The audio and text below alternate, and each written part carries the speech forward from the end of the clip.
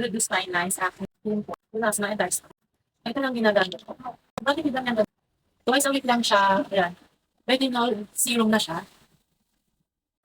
Nakaka-moisturize, hydrates ng skin, anti-aging, nakaka-reduce sa mga fine lines. Tuwing gabi ka lang maglalagay nito, mag-a-apply. Ang retinol sa gabi lang nilalagay. Then sa umaga, maglalagay ka ng sunscreen.